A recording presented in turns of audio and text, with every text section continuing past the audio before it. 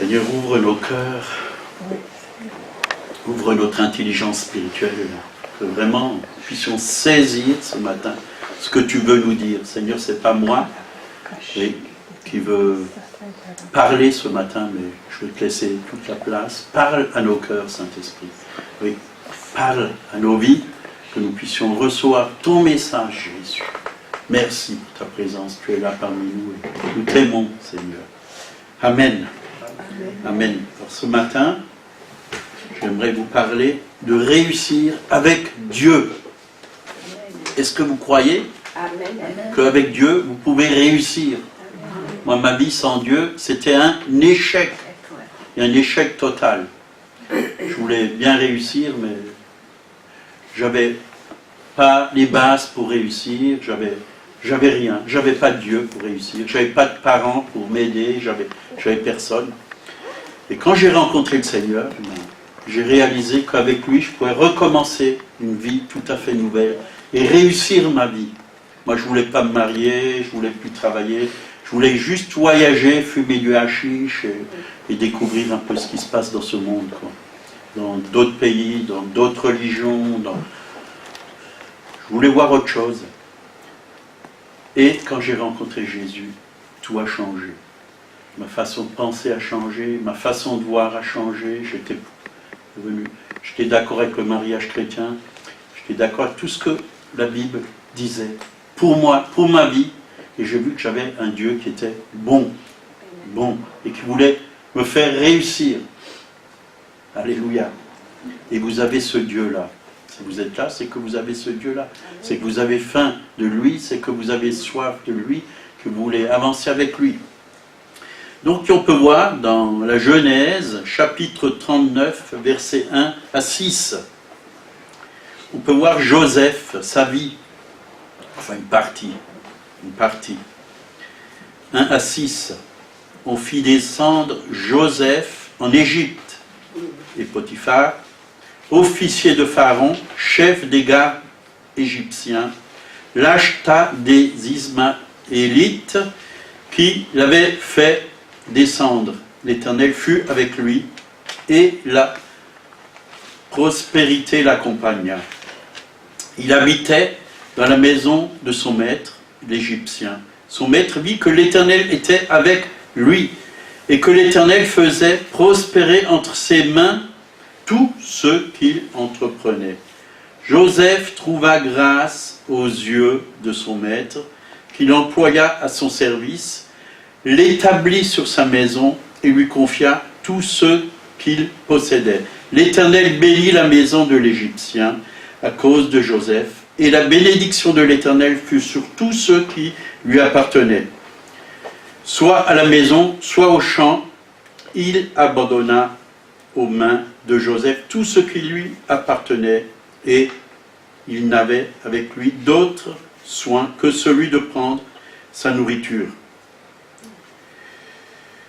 Joseph était beau de taille et beau de figure. Ouais. Vous voyez là, dans ce passage, on voit la vie, une partie de la vie de Joseph. Vraiment, que Dieu était avec lui. Que Dieu l'a fait prospérer. Dieu l'a fait réussir. Vous voyez, sans Dieu, c'est dur. Je ne dis pas que les gens dans ce monde ne peuvent pas prospérer. Sans Dieu, ils peuvent. Mais la vraie prospérité, ce n'est pas simplement le matériel. C'est plus que le matériel. Parce que suffit qu'il y ait une crise et on peut tout perdre. Les entreprises peuvent perdre. Combien sont montés très haut et ils ont fait faillite. Mais avec Dieu, quand Dieu nous donne quelque chose, ça a de la valeur. Ça a de la valeur. On peut le garder. On peut s'en réjouir. Quand Dieu nous ouvre une porte, personne ne peut la fermer. Quand Dieu nous bénit, personne ne peut voler cette bénédiction. Nul ne vous ravira de ma joie, dit l'Éternel. Nul. Et ce que Dieu nous a donné, la vraie richesse, elle est avant tout à l'intérieur de nous, elle est dans notre cœur. C'est cette paix, cette joie, cet amour, cette communion avec Dieu le Père, Dieu le Fils, Dieu le Saint-Esprit, mais aussi cette communion avec les frères et sœurs. Et aussi cette joie de pouvoir annoncer autour de nous l'évangile qui est une bonne nouvelle. Les gens ont besoin de bonnes nouvelles aujourd'hui. Il y en a trop de mauvaises dans ce monde. Ils ont besoin d'une bonne nouvelle. Et je crois que quand Dieu bénit quelqu'un, la bénédiction se multiplie et se multiplie et se multiplie. Dieu fait toujours au-delà. Voyez, quand il n'y avait pas de pain et de poisson, Jésus, il a pris le pain et le poisson, il l'a présenté au Père, ça s'est multiplié dans les corbeilles, et ils ont nourri une grande foule, 20 000 personnes. Et il restait quoi? 12 paniers. Il y avait de la surabondance. Dieu est le Dieu de la surabondance. Et Dieu veut nous bénir spirituellement, mais aussi Dieu veut nous bénir matériellement. Il veut nous bénir dans nos foyers, il veut bénir les couples, les familles. Il veut qu'il y ait vraiment la joie dans la famille. Il veut vous bénir dans votre travail. Il veut vous bénir dans tous les domaines. Prenez Deutéronome 28 et lisez. Lisez Deutéronome 28. L'obéissance, c'est vraiment le chemin de la bénédiction. Obéir à qui? À Dieu. Obéir à qui? Au Saint-Esprit. Marcher avec qui? Avec Dieu. Et vous allez voir que ça va vous venir de partout. Encore, je peux vous dire que pendant ces vacances, les bénédictions venaient de partout, que ce soit spirituel, matériel. Tous les jours, il y avait quelque chose de nouveau. On est allé à Belle-Île, on voulait payer notre repas, il était déjà payé, quelqu'un nous a payé le repas. Vous voyez? Des choses comme ça. En rentrant, on regarde dans la voiture, et il y avait un paquet dans notre voiture en rentrant. On s'est dit, mince, c'est qui a mis ce paquet dans notre voiture? Il y avait des caramels, des bonnes choses. Bah, on a dit, mais ça doit être ces Chinoises qu'ils ont dû l'oublier. Monique téléphone, dit, non, on l'a mis pour vous. Et ainsi de suite. Monique, elle va là-bas dans la salle avant la réunion, puis quelqu'un lui offre un beau collier. Avant de partir, on lui offre aussi un collier. Après, moi, je lui offre des boucles d'oreilles. Mais des bénédictions, on en a eu de partout. Tous les jours, on a été bénis. Dieu est le Dieu qui aime son peuple. Il veut de bonnes choses pour son peuple. Et je crois que quand on met en pratique la parole de Dieu, alors quand j'ai réalisé que Dieu nous bénissait tellement, je suis allé à Vannes, dans les magasins, et j'ai acheté plusieurs cadeaux pour plusieurs personnes qui servaient Dieu là-bas dans ce camp. Et puis, le Seigneur nous a dit, tu vas donner à plusieurs personnes. On a donné des bénédictions, parce qu'on a été tellement bénis qu'on avait envie de bénir les autres. Et quand Dieu nous bénit, on a envie de bénir les autres. Tellement on est heureux, tellement qu'on est heureux. Parce qu'en fin de compte, c'est une grâce que Dieu nous fait. On ne mérite pas toutes ces choses. Mais Dieu nous les donne parce qu'il nous aime, tout simplement. Il nous fait des clins d'œil comme ça, d'amour. Donc, qui croit que Dieu s'intéresse à lui ou à elle pour la bénir, pour la faire prospérer? Levez la main. Donc, je suis au bon endroit, je peux vous parler ce matin. Donc, Dieu veut te bénir. Si tu es célibataire, il veut te donner une épouse. Ou un époux. Ou si tu es un homme, un époux. Dieu veut te bénir. Dieu veut te bénir. Là, si tu es une femme, une épouse. Oui. Non, si tu es une femme, un époux. C'est beau, là. Si tu es un homme, il veut te donner une épouse. Oui. Si tu es une femme, un époux. Voilà. J'ai dit le contraire. Oui, tu as dit le contraire. Une fois. Ça arrive dans ma tête. Il est trop actuel. Dieu est bon. Dieu est bon. Si dans votre couple vous êtes divisé, Dieu veut vous unir. Il n'est jamais trop tard. Vous pouvez dire, Seigneur, cette division, je ne la veux pas. Ça ne vient pas de toi, ça vient du malin. Je te demande pardon, parce qu'on a accepté ces divisions qui viennent du malin, et je te demande, Père, de nous unir tout à nouveau. Et Dieu va le faire. Vous serez réconciliés, unis, et ça va marcher. Votre couple va marcher, va fonctionner. Voilà. Vous savez, Jésus nous connaît parfaitement, parce que il s'est fait homme. Dans le sein de Marie, il est venu comme un homme, et il a été fatigué comme nous. Il nous comprend mieux. Il comprend nos souffrances, nos difficultés. Il était aussi fatigué. Il comprend toute notre vie. Il était homme, mais en même temps, il était Dieu. Il a toutes les ressources pour vous renouveler, si vous êtes fatigué. Il a toutes les ressources, si vous êtes blessé, pour vous guérir. Il a toutes les ressources pour vous bénir, si vous manquez de quoi que ce soit. Parce que Jésus, il était homme, mais il était Dieu, voyez. Alors, il nous connaît parfaitement. Parfaitement. Et il veut qu'on rentre dans sa perfection. Et on peut rentrer dans sa perfection quand vraiment nous le laissons faire dans notre vie.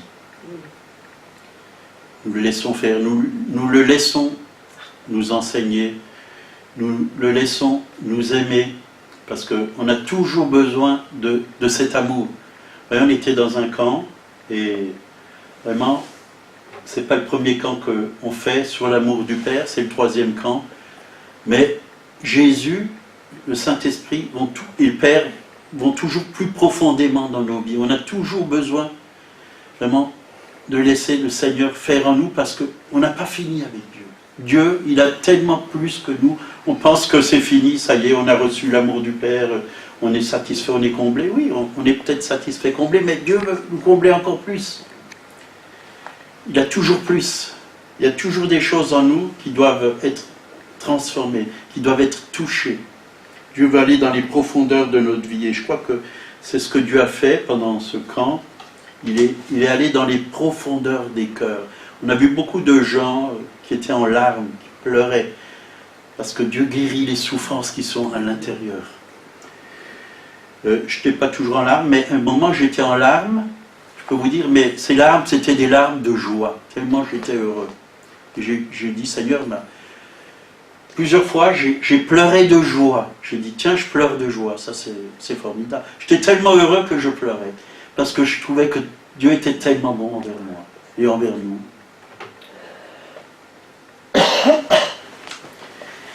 Dieu veut rendre parfaites toutes les imperfections et toutes les faiblesses de notre vie. Il veut les rendre parfaites.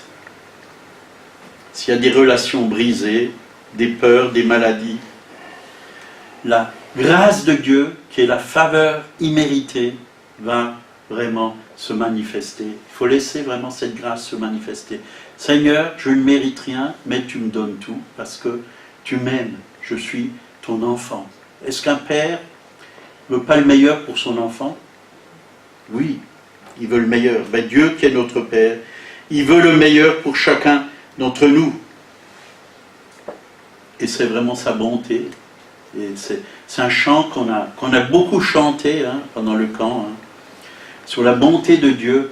Et ce chant, il est repassé, parfois pendant une demi-heure, on a chanté ce chant. Et il y avait vraiment la bonté de Dieu là, qui se manifestait. Dieu touchait les cœurs, Dieu guérissait, Dieu bénissait, Dieu donnait des révélations. Cette bonté, Dieu est bon. Nous avons un Dieu qui est vraiment bon, vraiment bon. Nul est semblable à lui. Nul est semblable à lui. Dieu est un Père parfait. J'avais un père, il n'était pas parfait. Mais quand j'ai rencontré le Père, il est vraiment parfait. On peut lui faire totalement confiance. On peut vraiment se mettre dans ses bras d'amour. Et croyez-moi, on est aimé dans ses bras d'amour. On est bien dans ses bras d'amour. On n'a plus envie de quitter ses bras d'amour. On se couche dans ses bras d'amour, on se lève dans ses bras d'amour. Et on vit quelque chose de merveilleux. Parce que l'amour, c'est la perfection. L'amour, c'est le lien de la perfection. Et on a besoin de cet amour. Donc il existe deux moyens de progresser dans la vie. Et j'ai goûté à ces deux moyens. Le premier moyen, c'est de vouloir réussir par nos propres forces. De faire toujours des efforts. Oh, ça peut marcher, mais c'est pas la bonne manière si on a le Seigneur dans nos vies. C'est pas la bonne manière. Parce que on va toujours vouloir combattre et on va se fatiguer. Le deuxième moyen, c'est de laisser le Seigneur faire les choses au travers de nous. Ça, c'est la grâce de Dieu. Et quand Dieu fait les choses au travers de nous, il les fait parfaitement. Il les fait beaucoup mieux que nous. Beaucoup mieux que nous. Et je peux vous dire, j'avais des chantiers dans ma vie, hein, j'en ai toujours. Parfois, je dis, Seigneur, ben c'est un peu compliqué ce chantier-là. Il y a des travaux, c'est un peu difficile à faire, quoi. Mais je vais te laisser faire au travers de moi. Et croyez-moi, des choses que humainement je ne pouvais pas faire, par ma sagesse, par mon intelligence, par ma manière de travailler, Dieu les faisait. Dieu nous apprend en même temps. Il nous apprend à faire les choses et à les faire bien. À les faire bien. Et quand Dieu fait les choses, c'est bien. C'est bien. Les gens vont vous dire, ah ben c'est bien fait. C'est bien fait. C'est beau. Croyez-moi, ça marche. Ça marche. J'ai entendu des témoignages, hein, des gens, ils n'avaient aucune qualification pour faire certaines choses, mais Dieu leur a donné la sagesse et l'intelligence. Et ils ont fait. Et ça a marché. Ils ont pu réussir. Ils ont pu réussir. Quand j'ai créé ma propre entreprise, il y avait beaucoup de choses que je ne savais pas faire. J'étais ignorant sur beaucoup de choses, mais le Saint-Esprit était là. J'ai prié, j'ai demandé la sagesse à Dieu, et la sagesse venait, les solutions venaient, les idées venaient, et tout venait. Dieu nous donne ce dont nous avons besoin pour réussir notre vie. La réussite vient de Dieu. Dieu ne veut pas que tu vives dans l'échec. Bien sûr, tu auras des échecs. Et on aura des échecs. Mais quand il y a un échec, dans chaque échec, vous allez trouver la semence du succès. Vous allez réaliser pourquoi vous avez échoué. Pourquoi? Et la prochaine fois, vous ferez mieux. Mieux.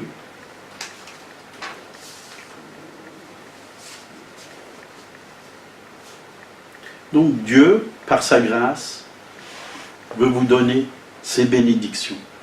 Ses bénédictions dans tous les domaines, pour que vous puissiez réussir.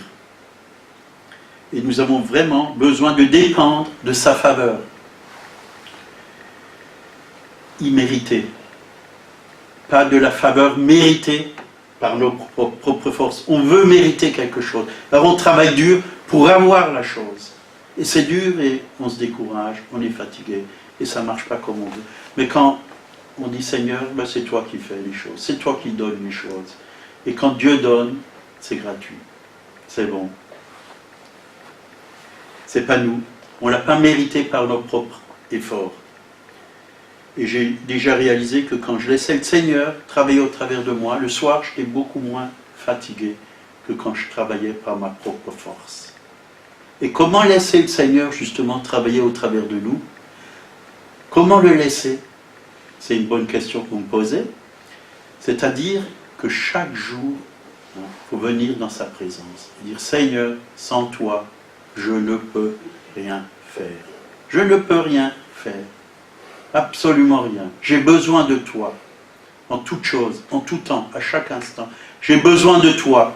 J'ai besoin de ta sagesse. J'ai besoin de ta pensée. J'ai besoin de ta force. J'ai besoin de ton courage. J'ai besoin de ton onction, de ton esprit. Et Dieu nous donne. Il faut rester tout simplement en communion avec le Seigneur, en communion avec le Saint-Esprit. Et c'est comme ça qu'on peut vraiment réussir. C'est comme ça qu'on peut vivre vraiment dans la grâce de Dieu. Donc le chemin du succès proposé par Dieu dans la Nouvelle Alliance se fonde sur la grâce de Dieu. Sur la grâce de Dieu. La grâce de Dieu. Faveur imméritée. Hein. Ou alors capacité de Dieu. C'est Dieu qui nous donne la capacité. Vous voyez, c'est ça. La grâce veut dire faveur imméritée, mais aussi recevoir la capacité de Dieu. La capacité de résister au péché. La capacité de résister au mal. La capacité de faire les choses selon lui. selon sa volonté, selon sa direction, selon sa volonté. C'est ça la capacité, c'est ça la grâce de Dieu. Et quand on réussit, Dieu nous appelle de gloire en gloire, de victoire en victoire, de réussite en réussite. Vous voyez, c'est la multiplication. Alors on va lire un verset que j'aime beaucoup. Donc, bon, je vous l'ai déjà cité, hein. Jean 15, verset 5, « Sans moi, vous ne pouvez rien faire. » Et Philippiens 4, 13, qui nous dit « Je puis tout par celui qui me fortifie. » Comment on peut tout? Ben, par Christ qui nous fortifie, par le Saint-Esprit qui nous fortifie, pas par nos propres forces, pas par notre propre capacité. Hein. Combien de fois j'ai voulu résister à des choses mauvaises dans ma vie par ma propre force? Je ne suis pas arrivé. Mais il n'y a que Dieu qui nous donne la capacité pour y arriver, pour s'en sortir.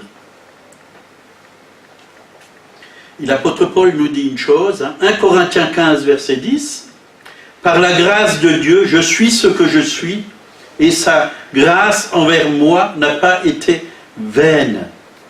Loin de là, j'ai travaillé plus que eux tous, non par moi, toutefois, mais par la grâce de Dieu qui est avec moi. » Vous voyez, c'est fort si vous méditez sur ce passage. Très, très, très fort. C'est pas moi. Paul, il a fait beaucoup de choses. Mais comment il les a fait? Pas par sa propre force, par la grâce qui a, hein, sa grâce de Dieu qui est avec moi. Hein. Non par lui, mais par la grâce de Dieu qui est en lui. Hein. La grâce de Dieu n'a pas été vaine. Pas vaine. Elle est là, la grâce. C'est quoi la grâce? C'est qui la grâce? Jésus lui-même, il est venu plein de grâce et de vérité. Il est la grâce même. Il est plein de cette grâce. Et quand il est en nous, c'est la grâce qui se manifeste au travers de nous.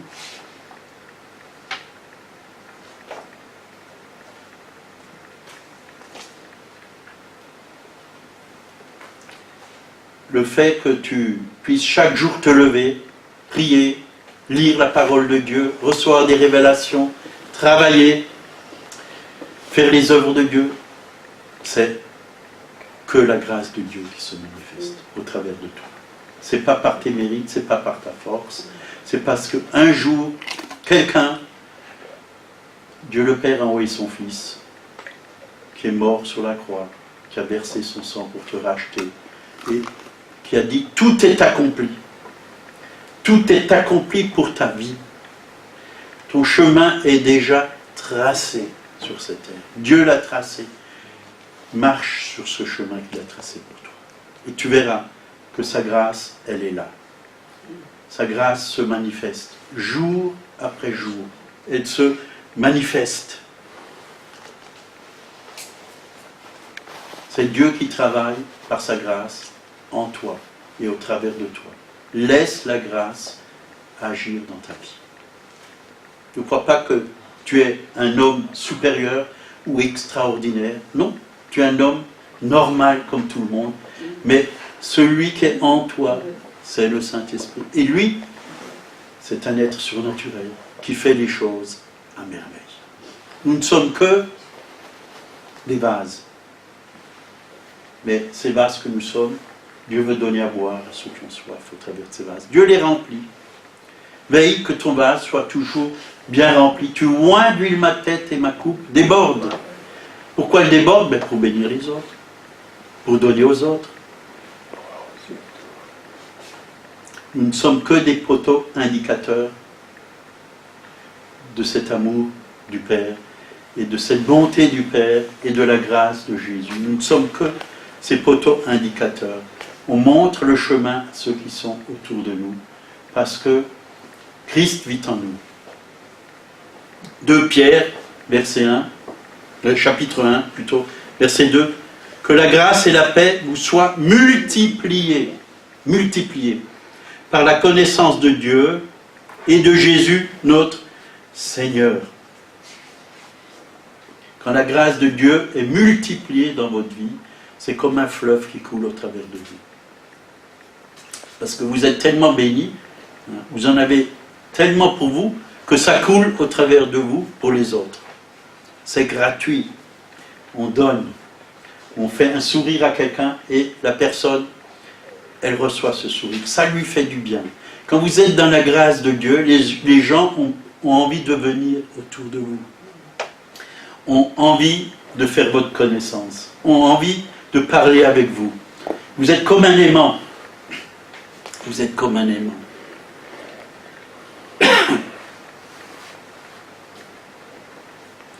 Et si vous êtes desséché, ben venez. Venez. Buvez.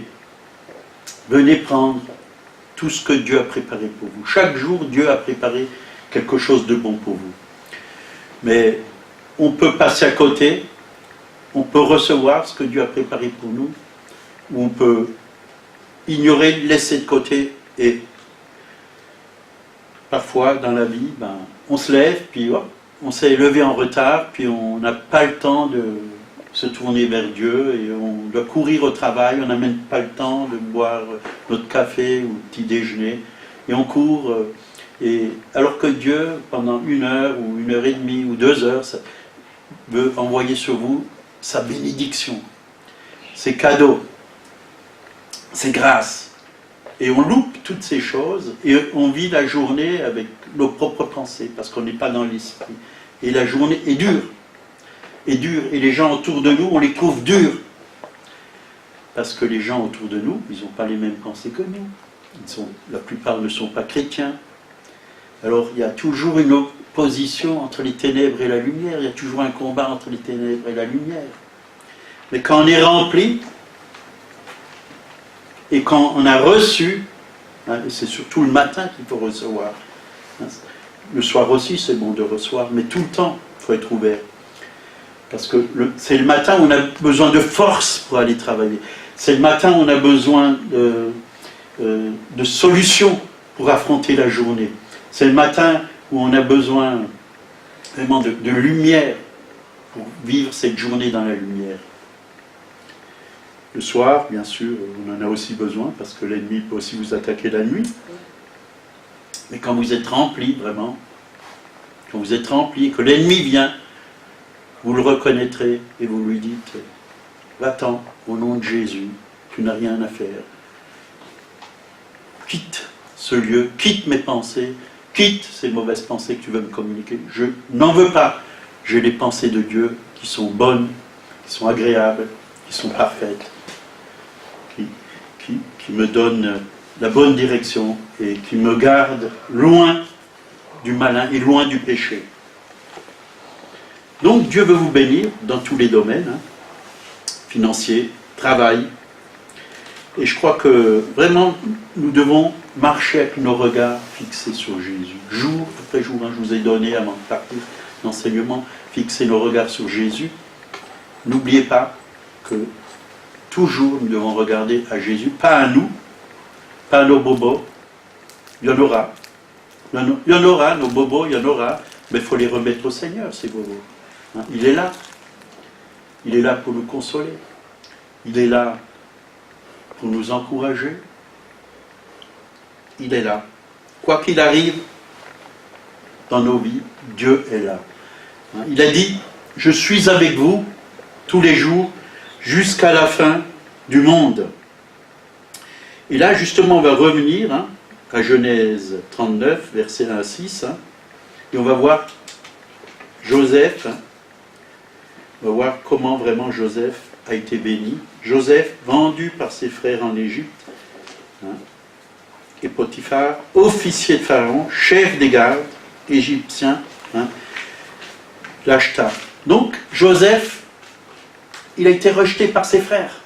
Il a été vendu même, au marché, comme on vendait les esclaves au marché. C'était pas facile pour lui. Il a été vendu. Et quand on achète un esclave au marché, ben, croyez-moi que l'esclave, il n'a rien. Il n'a peut-être même pas d'habits. Et il a été vendu. Et il a été acheté. Et il est allé dans la maison de Potiphar. officier de Pharaon, chef des gardes, l'Égyptien l'Ashtam. Verset 2, l'Éternel fut avec lui. Ce qu'il faut savoir, c'est que Dieu est avec nous. Il y a des promesses dans la Bible. Je suis avec vous, Matthieu 28, le dernier verset. Je suis avec vous tous les jours jusqu'à la fin du monde. Nous ne sommes pas seuls. C'est ça. Si tu veux réussir, sache que Jésus est avec toi. Le Père est avec toi. Le Saint-Esprit est avec toi. Partout où tu vas, il est avec toi. Tu n'es pas seul. Tu as des solutions. Tu as de la sagesse. C'est l'esprit de sagesse. C'est l'esprit d'amour. Tu as de l'amour. C'est l'esprit de réussite. Jésus n'a jamais échoué. Il a toujours réussi. Tu as le même esprit que Jésus. Tu as le Saint-Esprit. Verset 2. L'Éternel fut avec lui et la prospérité l'accompagna. Ça, c'est merveilleux. Il y en a qui courent derrière la prospérité, mais là, c'est la prospérité qui l'accompagne. Hein? Comme dans le psaume 23, le bonheur et la grâce m'accompagneront tous les jours de ma vie et j'habiterai dans la maison de l'Éternel. On n'est pas seul. La prospérité, elle m'accompagne. Elle m'accompagne. Elle m'accompagne. Que veut dire prospérer? Prospérer veut dire réussir dans tous les domaines de notre vie. C'est ça, réussir avec Dieu. Réussir dans tous les domaines de notre vie. Et il nous accompagne. Il habitait dans la maison de son maître, l'Égyptien. Son maître vit que l'Éternel était avec lui. Vous voyez, cet Égyptien, hein, il n'avait pas le Dieu Tout-Puissant, il n'avait pas l'Éternel avec lui. Il avait, les Égyptiens, ils adoraient des idoles. Mais l'Égyptien a reconnu que son maître, que l'Éternel était avec lui. L'Éternel était avec Joseph. L'Égyptien a vu ça. Parce que tout ce que ses mains touchaient, il le faisait prospérer. Tout ce que ses mains touchaient, il le faisait prospérer. Ce n'était pas Joseph qui faisait prospérer les choses, mais c'était l'Éternel. Dieu était avec lui. Quand Dieu est avec nous, nous pouvons réussir, nous pouvons prospérer dans tous les domaines. Et je suis sûr que Joseph, il ne devait pas connaître beaucoup de choses. Il ne devait pas connaître beaucoup de choses, mais la sagesse de Dieu était en lui, avec lui.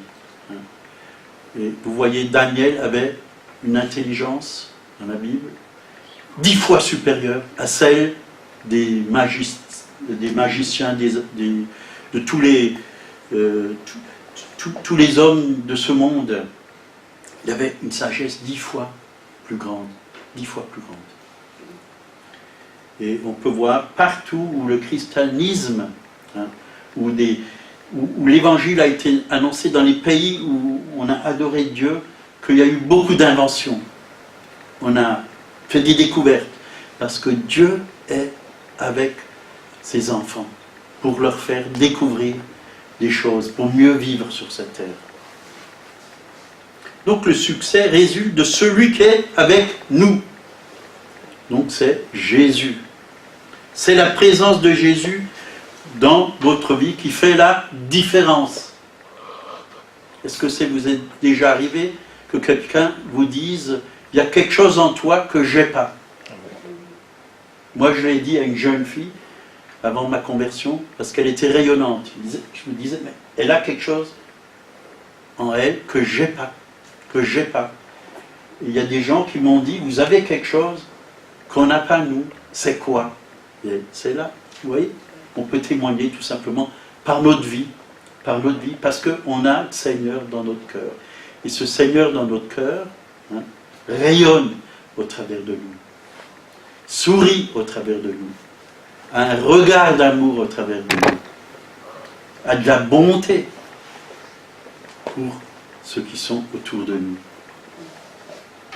Et c'est vrai, quand on a Jésus en nous, quand on a le Père en nous, on a envie de prendre tout le monde dans nos bras et de les aimer. On a envie parce que Dieu est tellement bon quand on a envie d'être bon avec ceux qui sont autour de nous. Donc la présence de Jésus dans votre vie fait votre réussite. Donc le succès n'est pas ce que vous avez, mais plutôt qui vous avez. C'est différent. Qui vous avez. Tu as qui dans ta vie? Tu as Jésus. Et c'est lui qui te donnera du succès dans tout ce que tu entreprendras. Hein? Si vous lisez si vous lisez le livre de Josué, chapitre 1, ne te détourne ni à droite, ni à gauche, médite ta parole jour et nuit, et tu auras du succès dans tout ce que tu entreprendras. Tu réussiras dans toutes tes entreprises. C'est des promesses. C'est des promesses. Alors, gardez nos regards sur Jésus. C'est de lui que nous vient toute chose. Il est la source. Joseph n'avait rien sur le plan matériel, mais en même temps, il avait tout parce que le Seigneur était avec lui. Celui qui a le Seigneur, il a tout. Il a tout. Si tu as Jésus, tu n'as rien de besoin de plus. Tu as tout. Jésus va te conduire au Père. Jésus va te baptiser du Saint-Esprit. Tu as tout. Jésus va te donner de l'amour pour tes frères et sœurs. Il va te donner la sagesse pour vivre ta vie, pour aimer ton épouse, pour aimer ton époux, pour aimer tes enfants, pour les éduquer. Tu as tout. Tu as tout. Ici, il y a tout en chacun de vous pour que vous puissiez réussir votre vie.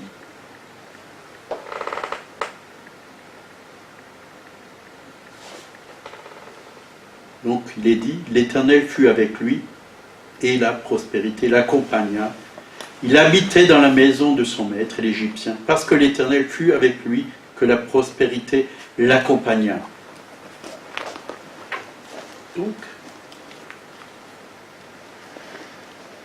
Donc Joseph n'a pas couru derrière la prospérité. Il n'a même pas cherché. Mais elle est venue toute seule, là, parce que le Seigneur est avec lui.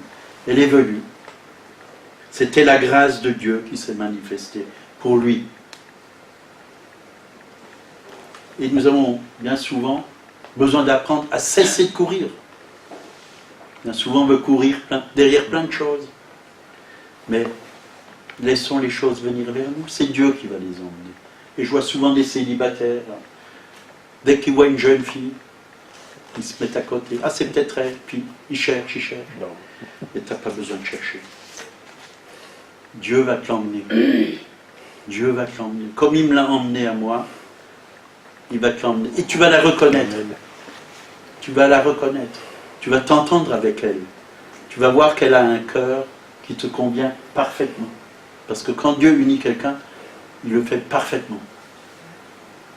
Quand Dieu a un plan pour un couple, il met la même vision dans les deux personnes.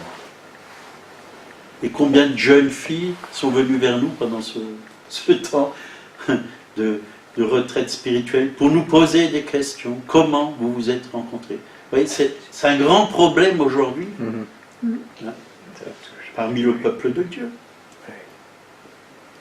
Il faut laisser Dieu faire les choses. Quand on veut faire de nous-mêmes, ça ne marche pas. La Bible dit, cherchez premièrement le royaume de Dieu et sa justice, et toutes choses vous seront données par-dessus. Même une épouse ou un époux, toutes choses, que ce soit pour le travail, que ce soit pour quoi que ce soit. Donc parce que le Seigneur est avec vous, votre vie est déjà un succès.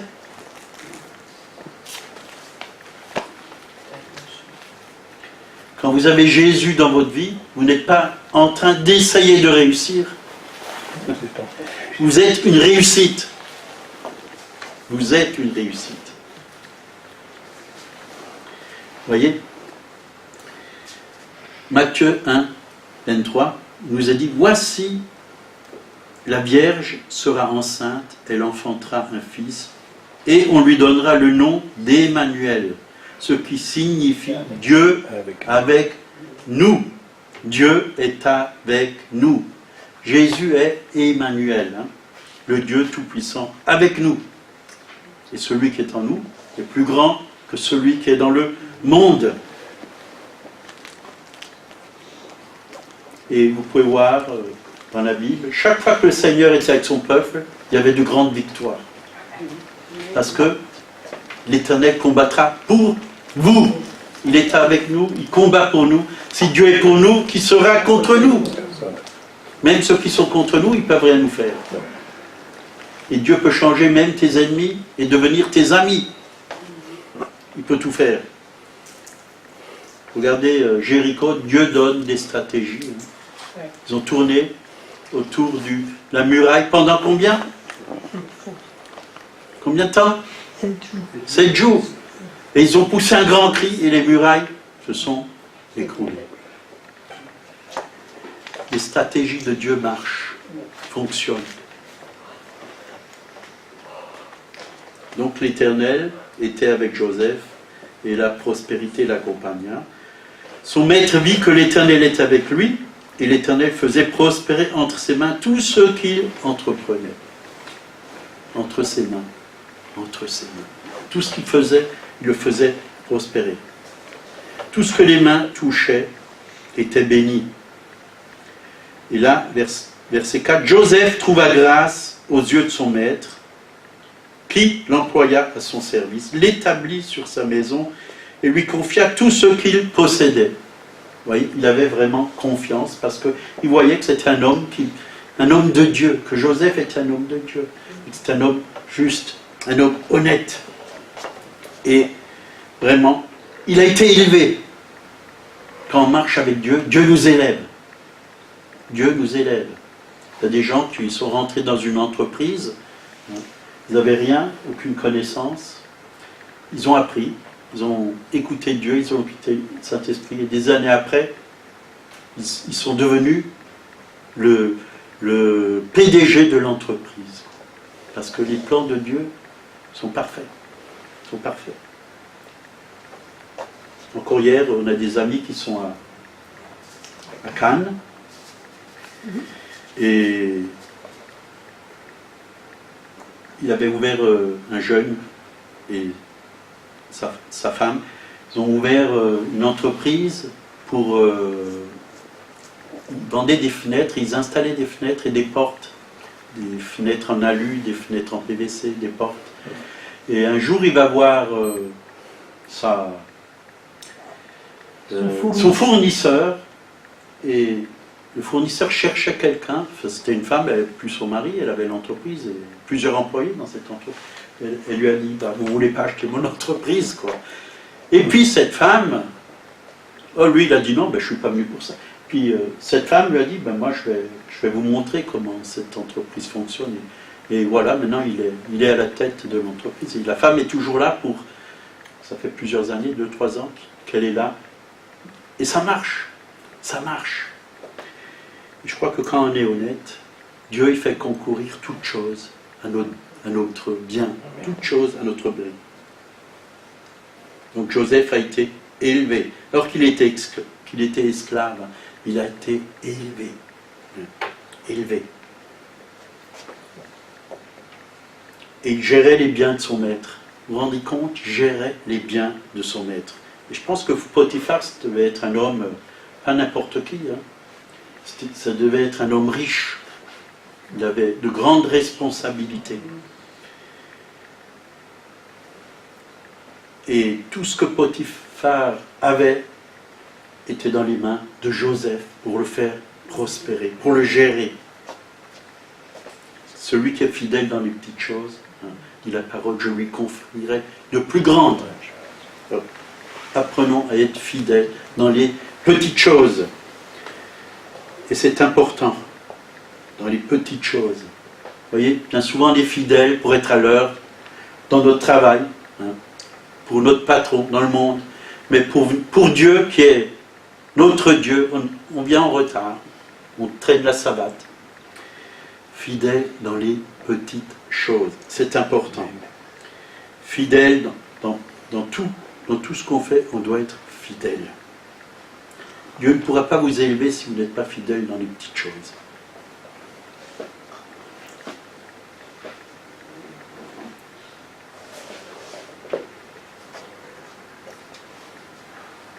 Donc il s'occupait même des champs, la moisson, il s'occupait de tout. Joseph s'occupait de tout. Tout ce que son maître avait, il s'en occupait.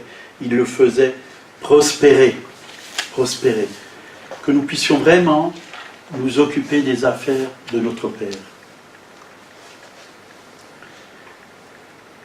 Les affaires de notre Père, c'est quoi? C'est d'être un témoin. C'est d'apporter la lumière où on est, à ceux qui sont dans les ténèbres. C'est de pardonner quand on nous fait du mal et d'aimer nos ennemis. C'est de ne pas garder de la haine dans notre cœur.